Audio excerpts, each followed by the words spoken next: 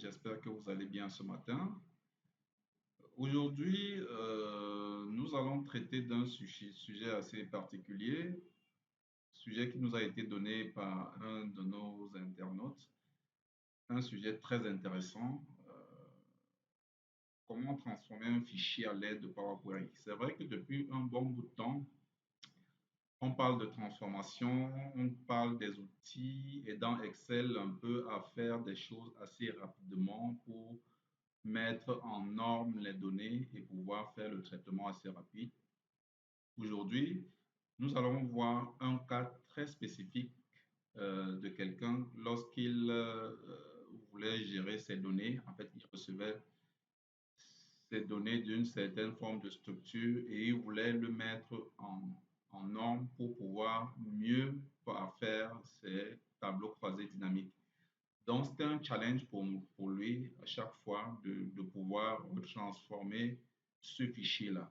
Donc, nous allons vous le montrer tout à l'heure comment ça se présente et ensemble, nous allons parcourir un peu les étapes step by step de comment transformer ce type de fichier.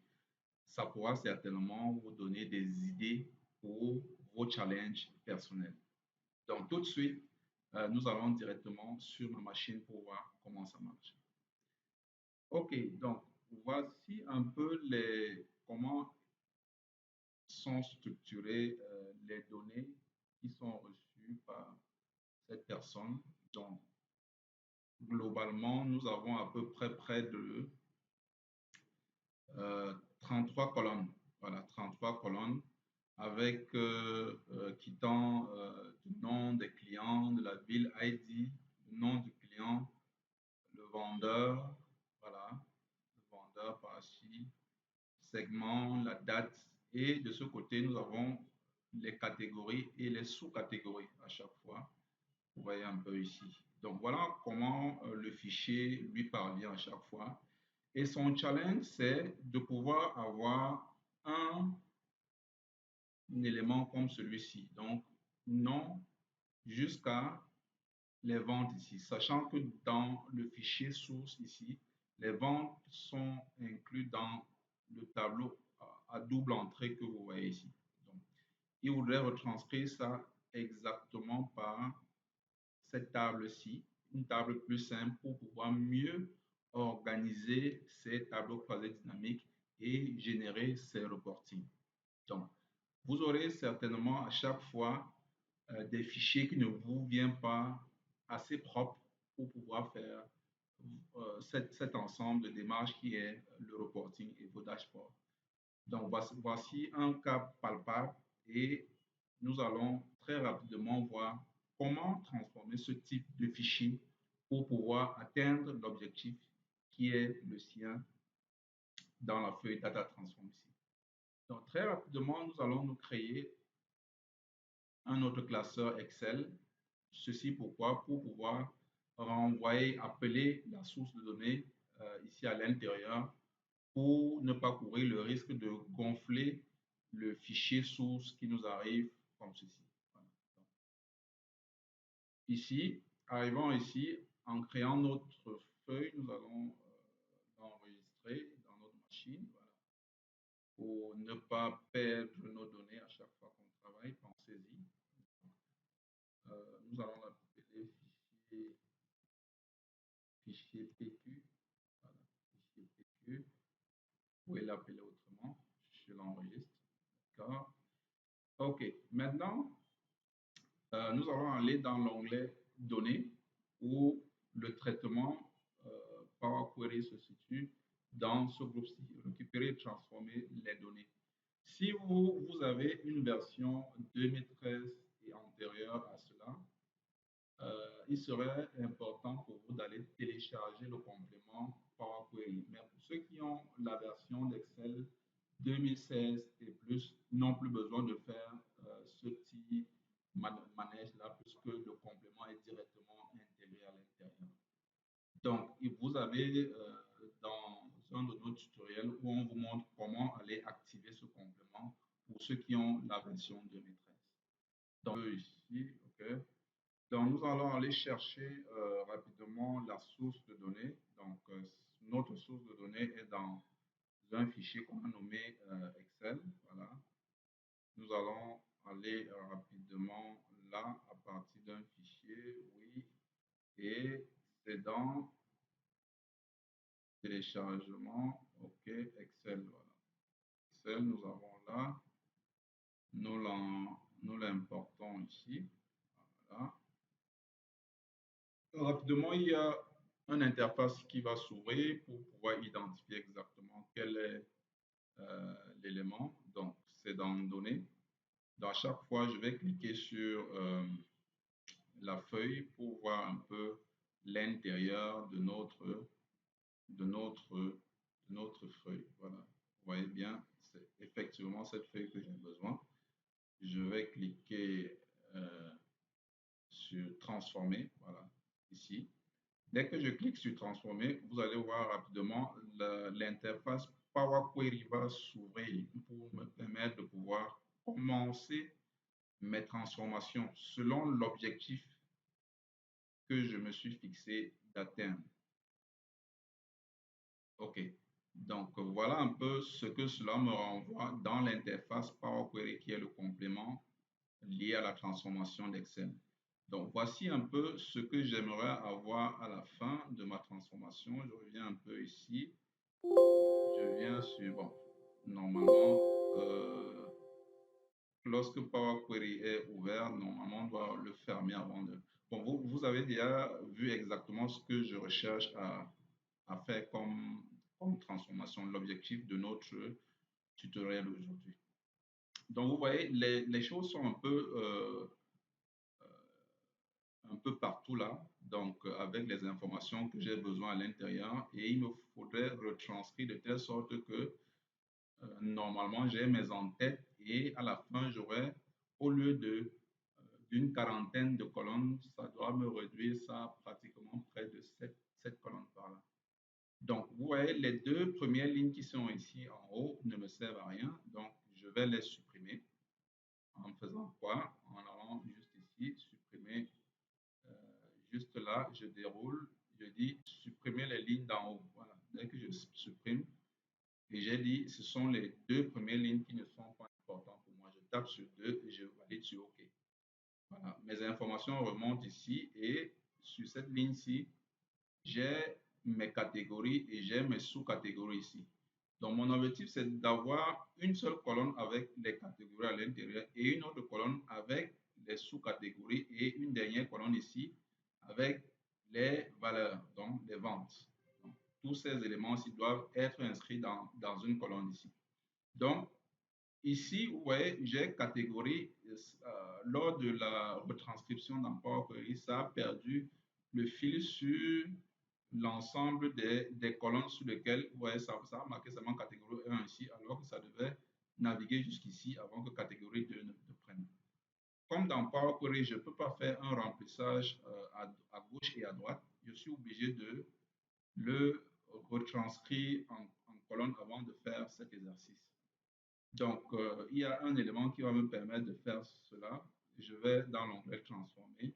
Je lui dis transposer. Donc, je vais basculer un peu ma table. La même chose que dans Excel, lorsque vous voulez un peu transposer. Voilà. Donc, dès que je clique ici, à chaque fois, vous voyez, j'ai les étapes qui se créent ici. Et vous voyez maintenant, les catégories sont positionnées dans une colonne ici et les noms et autres sont montés de ce côté. Donc, mon challenge ici, c'est de pouvoir remplir les cellules d'en bas ici avec catégorie 1, ensuite catégorie 2, ainsi de suite. Donc, je me positionne sur la colonne et il y a un outil qui va me permettre de le faire. Il est ici dans l'onglet transformer, il s'appelle remplir. Donc, je vais choisir remplir vers le bas et non remplir vers le haut. Dès que je clique dessus, vous voyez, la prochaine étape, ça a pu me remplir exactement ce que j'avais besoin. Voilà, catégorie 2, catégorie 3, ainsi de suite. Voilà. Super. Donc, normalement, avant de quitter cette étape-ci, je vais jumeler les deux éléments-ci pour n'en faire qu'un, les deux onglets-ci. Voilà. Donc, je vais demander à ce que catégorie et subcatégorie soient dans une seule colonne. Voilà. Donc, en appuyant sur CTRL, je maintiens, je sélectionne les deux colonnes et toujours dans l'onglet transformer, je viens à fusionner les colonnes ici. Dès que je clique dessus, voilà, ça me dit, OK, le votre séparateur, ça sera quoi? Je dis, je voudrais juste un espace. Voilà. Vous pouvez choisir d'autres, hein, ce qui vous plaît. Et je valide à OK. Donc, dès que je valide à OK, il y a une étape qui s'est créée, la colonne fusionnée, où bel et bien, j'ai nom, et ici en bas, j'ai catégorie 1, subcatégorie. Voilà. Donc, maintenant, quand j'ai fini de faire ce traitement, je vais retransposer pour remettre exactement toute cette colonne-ci sur le sens des lignes, en allant juste faire transposer ici. D'accord. Vous voyez que, effectivement, maintenant, ville, ID, client, vendeur, segment, date, voilà, tout est revenu ici. Mais maintenant, j'ai une seule, voilà, catégorie 1, subcatégorie 1, catégorie 1, subcatégorie 2. Voilà, exactement ce que j'avais besoin jusqu'à, voilà, jusqu'à là. OK. Donc, IPS subcatégorie 23, voilà, c'est toujours d'autres formes de catégories. Donc, je remarque très bien que ça sera ce que j'appelle mes en-têtes. Donc, je vais les renvoyer juste à ce niveau-ci pour que ça me fasse les en-têtes. En faisant exactement quoi? Je viens toujours ici, je déroule, je dis utiliser la première ligne pour en-tête. Ça me plaît bien, je clique dessus. Voilà, donc, vous voyez, nom, ville, ID, et très rapidement, ça modifie également les types. Voilà. Si je reviens à cette étape-ci, vous allez voir que les types n'étaient pas encore modifiés. Bon, il ne connaissait pas exactement quel type il va mettre aux données qui sont à l'intérieur de cette colonne. Or, à cette étape-ci déjà, il a pu de manière automatique reconnaître exactement quel type ça peut avoir. Mais vous pouvez également venir modifier si ce n'est pas exactement ça que vous voulez. Vous restez vraiment maître de vos données. Donc, OK, donc je déroule pour voir exactement si ça tient la route. Voilà, bon, vous voyez cette colonne-ci, je regarde qu'est-ce qu'il y a à l'intérieur, je charge plus. Vous voyez que cette colonne-ci est nulle, donc je peux valablement la supprimer parce que dans la transformation, au niveau de la transformation, tout ce qui ne vous est pas utile, vraiment supprimez-la pour alléger un peu votre modèle de données. OK, donc on a déjà parcouru quelques moments là. Donc, vous voyez que dans l'entête, j'ai mes catégories et j'ai mes sous-catégories en même temps. Donc, ce qui va nous intéresser, c'est pouvoir retranscrire, rabaisser ça jusqu'à avoir une colonne catégorie, une colonne sous-catégorie et une colonne de vente qui matérialise la vente ici. Donc, ce que nous allons faire, c'est que nous allons utiliser un autre outil très important dans Excel qu'on appelle dépivoter. Dépivoter va nous permettre de renvoyer tous ces éléments-ci qui sont à l'entête au niveau des colonnes ici. Donc, j'ai sélectionné tout ce qui ne concerne pas catégorie et sous-catégorie. Et par un clic droit, je vais lui demander de dépivoter pas les colonnes-ci, mais les autres colonnes qui n'ont pas été sélectionnées. Donc, dès que je clique dessus, paf, comme par magie, vous voyez, ça m'a positionné. Je reviens avec moins de colonnes maintenant. J'ai les noms, ville, ID, client, vendeur, segment, date et actuellement ici, j'ai attribut ici et j'ai valeur. Donc, vous voyez que dans une colonne ici, j'ai deux informations. J'ai catégorie et j'ai sous-catégorie. Donc, il me revient donc à moi de pouvoir scinder cette colonne-ci en deux, donc le fractionner. Donc, effectivement, dans Power Query, il y a un outil qui s'appelle fractionner qui est juste là dans l'onglet transformer, avec lequel on va utiliser pour pouvoir rapidement le faire. Donc, je déroule là puisque j'ai déjà sélectionné sur l'entête. Je dis par délimiteur, oui, ça me plaît bien. Et le délimiteur, c'est espace entre les deux. Espace bien positionné. Je marque OK. D'accord. Donc, ouais, ça m'a séparé très exactement catégorie et sous-catégories. Et j'ai ici mes ventes qui sont bien, bel et bien ici. Vous voyez? Voilà, super. Donc, je peux juste aller réécrire tout ce qui est là en haut. Donc, je mets catégorie. Voilà. Et cette en tête, c'est sous-catégorie. Sous-catégorie ici. Là, sous-catégorie. OK, nice. Voilà. Et ici, j'ai vente. Voilà. Donc, je vérifie bien mes types. Ça correspond bien. Date, type date, type test, test, test. Oui, oui, oui, oui, test. Très bien. Test, test. OK, c'est bon. Donc, je suis un peu arrivé presque à la fin de ma transformation. Il me revient juste de renvoyer toutes ces données-ci dans Excel, puisque je suis en pleine transformation dans Power Query. Donc, pour le renvoyer, qu'est-ce que je fais? Je viens juste dans l'onglet Accueil, fermer et charger, dans fermer et charger. Si je clique fermer et charger, ça va porter toutes ces données-ci et aller me retranscrire ça, me verser ça dans une feuille Excel de l'autre côté. Mais ce n'est pas exactement ça que j'ai besoin. J'ai besoin juste d'aller créer un lien. Donc, je vais cliquer sur fermer et charger dans. Voilà. Si je clique tableau, ça va me porter tout le tableau et venir me mettre dans une feuille Excel ici. Or, pour ne pas avoir le risque d'avoir des tables qui sont à plus de 1,4 million de lignes, je ne vais pas opter pour ce genre de. Soit je choisis par un rapport de tableau croisé de main, soit je lui demande juste de ne créer que la connexion ou de créer directement un graphique croisé dynamique. Vous voyez que c'est un outil vraiment, vraiment puissant qui vous permet d'aller un peu plus loin que Excel lui-même. Donc, si je veux, je peux directement demander un rapport de tableau croisé dynamique. Je mets OK. Vous voyez, très rapidement, ça me charge mes données et j'ai déjà de disponibles mes éléments ici qui pensent que c'est tout bon. Vous voyez, ça peut charger non seulement la requête, mais également notre tableau croisé dynamique où nous pouvons véritablement jouer avec, comme par ailleurs, voilà, j'ai mes vendeurs là, je peux lui demander également mes ventes positionnées ici, voilà, voilà, je commence à créer mes tableaux croisés dynamiques comme je sais bien le faire par ailleurs. Je peux avoir ça, je peux avoir par catégorie ici, voilà, vous voyez, je génère maintenant mes super tableaux croisés dynamiques comme avant, sachant que mes données ne sont pas exactement dans ce fichier, ça c'est traité dans Power Query. Et ce qui est super avec ce type de transformation, c'est que lorsque vos données évoluent, ça peut être 1 million de lignes, bien après, vous n'avez qu'à actualiser pour que ça puisse voilà, générer vos tableaux croisés dynamiques ici. Donc, voilà un peu, nous avons parcouru notre challenge aujourd'hui. Donc,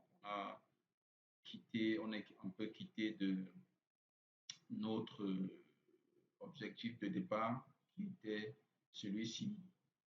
On avait notre source de données qui venait à chaque fois comme ceci.